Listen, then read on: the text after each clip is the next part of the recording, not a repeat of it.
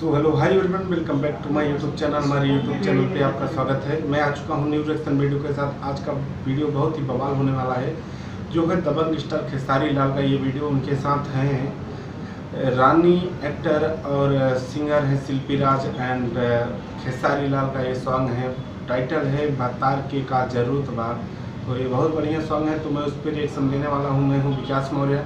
चलिए हम वीडियो को स्टार्ट करते हैं। अगर ये वीडियो हमारा पसंद आएगा तो हमारे चैनल को प्लीज़ सब्सक्राइब कीजिए और वीडियो को लाइक कीजिए। कमेंट में ज़रूर बताएं कि हमारा वीडियो कैसा लगा। चलिए हम वीडियो स्टार्ट करते हैं। लेट्स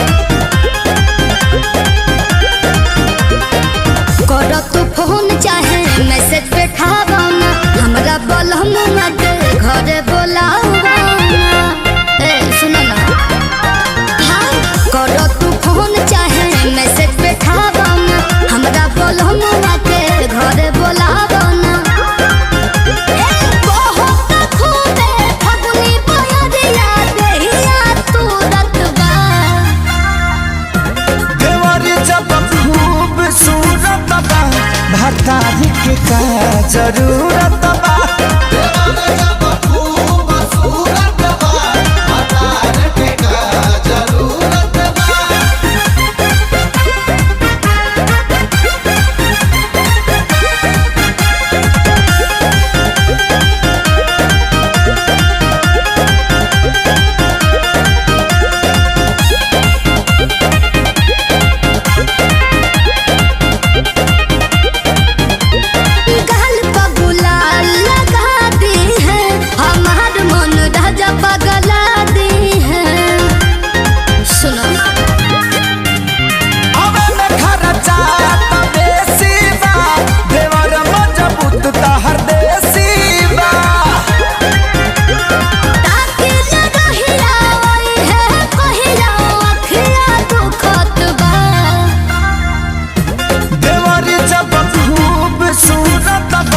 भतारी के का जरूरत बा।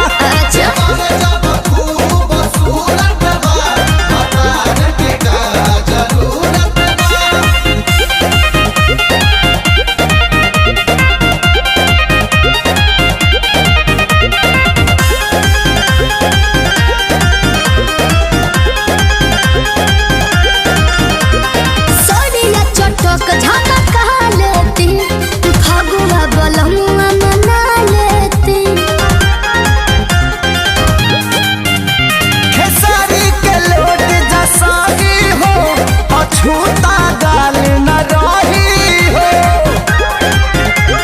संतोष सोनू रत्न सरोसन निंदिया उड़त बा।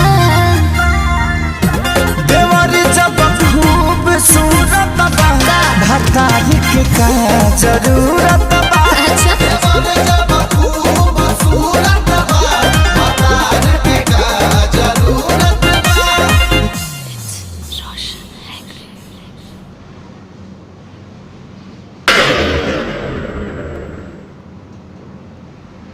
अगर वीडियो पसंद आए तो हमारे चैनल को प्लीज़ सब्सक्राइब कीजिए और वीडियो को लाइक कीजिए। कमेंट में ज़रूर बताएं कि हमारा वीडियो कैसा लगा। दबंग स्टार का जलवा था। तो चलिए मिलते हैं नेक्स्ट वीडियो में। अगर हमारे वीडियो पे अगर रिएक्शन करवाना है तो कमेंट में ज़रूर लिखिए, तो हम रिएक्शन कर देंगे। चलिए यहीं पर वीडियो खत्म होता है। नमस्कार।